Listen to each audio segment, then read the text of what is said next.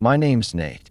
I live in a small town outside of Flagstaff, Arizona, where desert highways stretch like endless ribbons across the nothingness. My job as a traveling field technician means I spend most of my life on the road, driving from one town to another, fixing busted server boxes in places no one cares to remember. It was early November when it happened, cold, dry, and too quiet. I just wrapped up a late shift in Winslow and was heading back to Flagstaff. Google Maps showed a shortcut that could save me 40 minutes. It looked like a service road, mostly unpaved, but I was tired and wanted my bed. Big mistake. About 20 miles in, my check engine light came on. First time ever. The car started to hum strangely. I pulled over near a rusted green sign that simply read, "Rest area, 1 mile." It was pitch dark except for my high beams. I figured I'd stop, stretch, maybe check the engine. That was the start of it. The place looked like it hadn't been used in decades. A single fluorescent lamp buzzed faintly over a concrete bathroom structure. One picnic table sat lopsided near a trash can that looked like it had been clawed open. No vending machines. No cars. But I wasn't alone. There was a beat-up blue sedan parked near the edge of the lot, facing the desert. The windows were foggy. No movement. No sound. I stayed in my car for a minute, engine running, watching it. After a while, I got out and walked toward the bathroom. The desert wind was bitter and sharp. I zipped up my jacket and kept my keys tight in my fist. The bathroom stank of piss and bleach. Someone had scratched something on the mirror inside. "Don't stay past 2:13. That detail burned itself into my brain. I checked my phone. 2:06 a.m. I rushed out, heart starting to race. The blue sedan. The sedan door was open now. I swear, I didn't hear it open. No click, no creak, no door thud. Just wide open. A shadow moved behind the wheel. Just enough to be seen, not enough to be understood. I froze. I didn't want to get involved with some cracked-out desert squatter or worse. I walked fast to my car, got in, locked the doors. I looked again. The shadow inside the sedan was now turned toward me. Not just turned. Staring. I started the engine. That's when the lamp above the bathroom flickered out. I drove. I don't know why I didn't floor it. I think some stupid part of me was trying to stay cool in case it was a prank. But I hit 40 miles per hour in under 10 seconds. I checked my rearview mirror. The sedan's headlights turned on. No sound. No screeching tires. No revving engine. But it was following me. Lights off.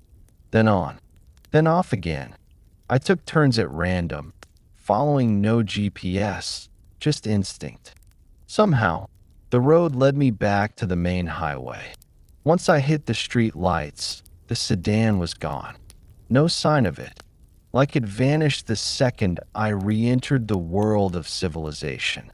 But the real horror started at home. I got home around 4:15 a.m. My apartment was dark. Silent, just the way I left it. I live alone, second floor, decent security door. Nothing fancy. Still, I locked everything, twice. I even shoved a chair under the doorknob. Just a lingering chill from the night's events, I told myself. I poured myself a drink, sat on the couch, and tried to rationalize what happened. Maybe the guy at the rest stop was mentally ill. Maybe I imagined parts of it. I was tired. It had been a long day. Then, at exactly 4:27 a.m., my TV turned on. Static. Loud. No input source. I grabbed the remote, turned it off. 10 seconds later, it turned on again. I unplugged it. Sat back down. My phone buzzed. Unknown number. One message. You should have stayed. I stared at the screen. No reply option. No contact saved. I turned the phone off and went to bed. Sleep didn't come easy. The sound of the wind against the windows. The feeling of being watched. That night, I dreamed of the rest stop. Of the blue sedan. Of something walking toward me, slow, deliberate, whispering in a voice I couldn't understand. In the morning, everything felt off. My door was locked, chair still under the knob. But the lock had fresh scratches, like something tried picking it. The inside, my plants, which were by the window, were now in the hallway. I don't remember moving them. I couldn't have. I never opened that window. I ran my hand over the glass and saw it. A greasy print.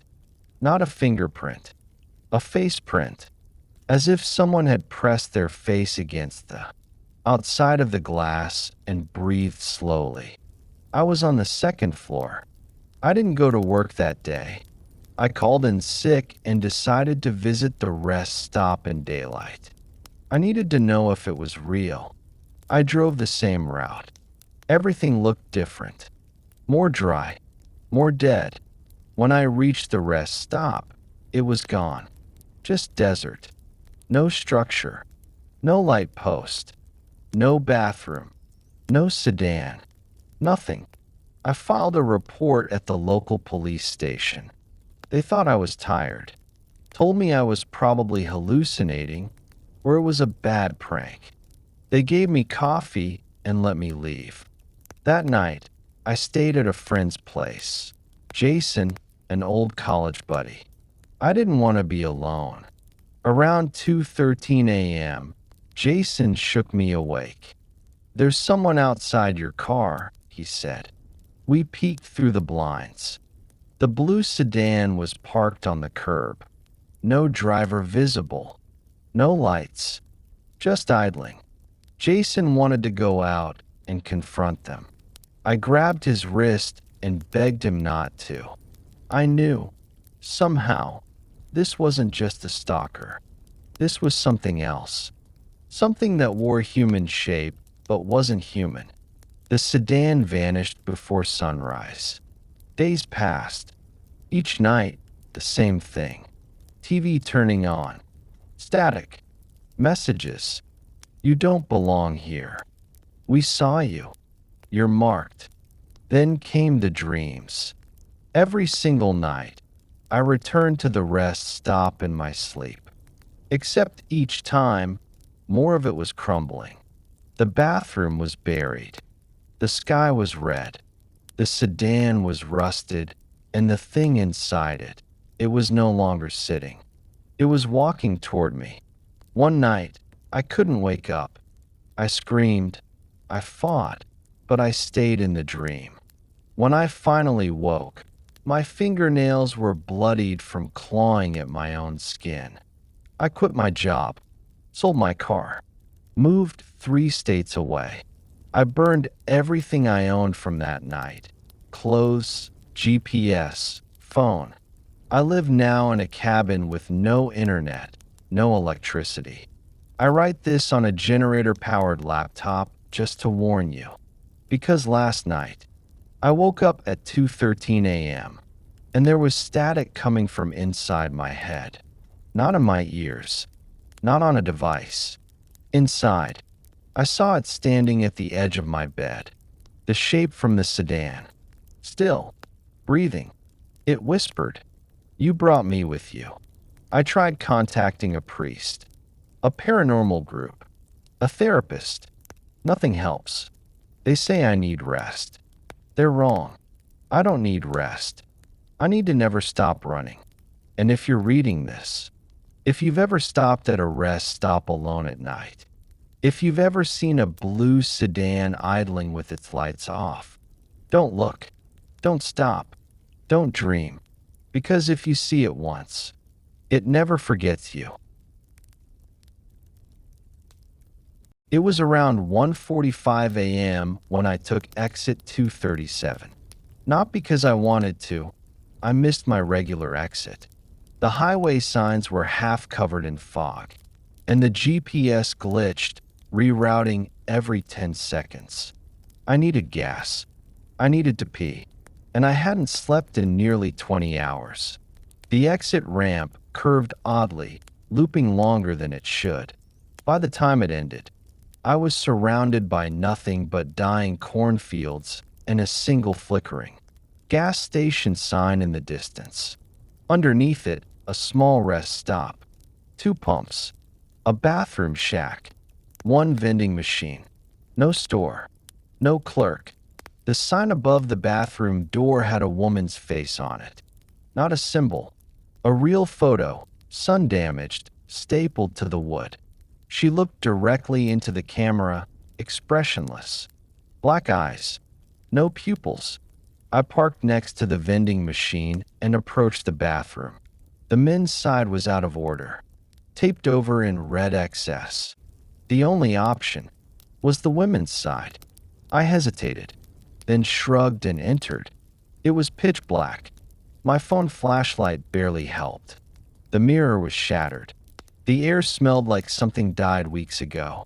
Then I noticed the writing on the inside of the stall. "Don't look at her in the mirror." I stepped back, heart thudding. My reflection looked distorted, slightly delayed. I blinked, and my reflection didn't. I left without peeing. When I turned around, there was a woman standing next to my car. She was barefoot, wearing a white, hospital-style gown. Thin, stringy black hair. Her face was blurry, like out of focus in real life. She just stood there, staring at me. I blinked. She was gone. Shaken, I jumped into my car and sped off. My phone had 1 bar of signal. I tried dialing 911. It rang once. Then I heard breathing on the other end. Not mechanical. Human. Wet. Close. Then a voice whispered, "You saw her. That's enough." The line went dead. I threw the phone into the passenger seat.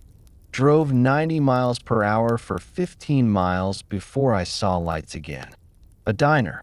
24 hours. Half a dozen trucks out front. I rushed inside, breathless, disoriented. The waitress looked up and said, "You okay, hon? You look like you saw the ghost of exit 237. I told her everything. She didn't laugh. She didn't act surprised. She poured me coffee and said, "They say she appears to the ones that are closest to death." Apparently, in 1984, a woman named Karen Dwyer went missing on exit 237. She had been driving back from a funeral when her car broke down at the same rest stop. She walked to the bathroom and never came out. When police arrived, the only thing left behind was her car and her picture, stapled to the bathroom door. Every few years, someone sees her again. If you look her in the eyes, even just once, she follows you. I left the diner after an hour, feeling a little calmer. But when I got into my car and checked the rearview mirror, she was there, in the back seat, just staring, not blinking. I turned around. No one there. But my seat was damp, like someone had been sitting there, soaked to the bone. When I looked again, my reflection was gone from the mirror. Only hers remained. I tried driving home, but every road took me back to exit 237. Over and over again. At one point, I was sure I had gone straight for 40 minutes. I passed the same cornfield 3 times. Then my gas ran out. I slept in the car. That was the first night. When I woke up, it was still dark. Same time on the clock. 1:45 a.m. And she was standing outside the driver's side window, breathing against the glass. She didn't move. Didn't blink, just fogged the window up with her breath, and began writing with her finger in the condensation. "Bring me back." I eventually flagged down a trucker. He didn't say a word when I told him where I came from, just handed me a flask and a cigarette. He said, "You didn't drink from the vending machine, right?" I hadn't. "Good," he nodded. "That's how she gets inside." He told me I had two options. One, go back and staple her photo to the bathroom door again. Return what I took. Two, let her follow me until I forget who I am. I asked what that meant. He just said, "That's what happened to the last guy." I drove back. This time, the rest stop looked half destroyed, as if no one had maintained it in decades. The vending machine was cracked. The bathroom door was hanging off its hinge. I had the photo. I don't remember printing it, but it was on my dashboard when I woke up. Her blurry face. Same eyes. I walked up, breathing heavy, and stapled the photo back to the door. The second I did, I felt lighter. The fog lifted. My phone had service again.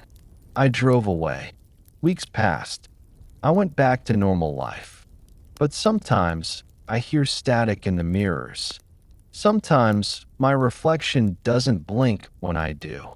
And one time, just once, I saw her in the reflection of a coffee pot at a diner, staring, smiling, just for a moment. If you're driving late at night and miss your exit, if you see exit 237, keep driving. Don't stop. Don't look. And whatever you do, don't enter the women's bathroom, because once you see her, she knows your name. I was heading back from a job interview in Montana. Long drive. No signal. My GPS said I was 23 miles from the next town. Then I passed mile marker 54, a basic green sign on the side of the road. I didn't think much of it until I passed mile marker 54 again. Same crooked fence. Same bent street lamp. I stopped the car. Got out. Looked around. Nothing but cliffs and trees. No turns. No intersections. No exits. And then a small rest stop just beyond the trees. It looked like it hadn't been used in decades. Peeling paint. A rusty vending machine. And a single flickering light inside the men's bathroom. I stepped in. Silence. My footsteps echoed. There were handprints on the mirror, but only one stall door was closed. I knocked. No answer. Then I heard someone whisper, "Don't stop here." I ran back to the parking area, but there was a man sitting on the bench outside now. I hadn't seen him walk in. He wore a faded military jacket, old, mismatched boots, skin cracked like tree bark. He looked at me and said, "You saw mile marker 54 again, didn't you?" I nodded. He sighed, stood up, and handed me a rusty key on a rope. Only way out is through the tunnel, but it opens once. Then it closes behind you. I asked, "What tunnel?" He pointed behind the building. It wasn't there before. The entrance was carved into the cliffside. A single bulb dangled above it, glowing faint blue. I stepped in. The temperature dropped instantly. The air smelled of wet soil and rust. I followed the curve of the path for what felt like hours. No echo. No light behind me. Then I saw something written on the tunnel wall in chalk. Every 10 years, one gets out. And under it, dozens of scratched out names. Except one, mine, freshly etched at the bottom. The tunnel opened into a circular room. Around it were 7 doors, all different styles. One was padded, one steel, one wooden, one completely made of mirrors. A sign above read, "Choose the one that isn't a lie." I picked the plain wooden one. It led to a hallway where every room was a different year. My childhood bedroom, my college dorm, my first apartment. In each one, something was off, like a photo with the wrong faces. or a voice coming from an unplugged phone. At the end, a single elevator door with "out" scratched in the metal. I pressed the button. The elevator didn't go up or down, it went sideways. The lights flickered with each passing second. I saw shadows behind the glass, people I didn't recognize. Then, the lights cut out. I heard breathing behind me. And then, a voice whispered, "You're not supposed to leave." The elevator dropped suddenly. I blacked out. When I woke up, I was in a small, square room. Mirrors on every side. I looked into one, and it didn't reflect me. It showed the man on the bench, standing in my shoes, driving my car. Another mirror showed my family, reacting to a missing person poster. I punched the mirror. Nothing happened. Then I saw a door appear behind my reflection. I turned. It was really there. I walked through and found myself back on the road. Same car, same bag, same everything. But this time, the sign said mile marker 55. Relieved, I laughed, floored the gas, and drove until I reached a gas station. I asked the clerk what highway I was on. He looked puzzled. "This isn't a highway, just the old Ridgeway Loop. Closed in the 80s. Back home, things were fine mostly. But sometimes, I forget people's names I've known for years. Sometimes, I wake up in my car, parked near cliffs I don't remember driving to. And sometimes, I swear I see mile marker 54 reflected in mirrors. Even though it's gone now." One night, my roommate said, "Dude, your voice sounds different." Then he asked, "Why don't you blink?" I called the number from a missing person poster that looked like me. A woman answered. She was crying. She whispered, Is this Kyle?" That's not my name. But something inside me wanted to say yes. Because I don't remember my own name anymore. All I remember is mile marker 54.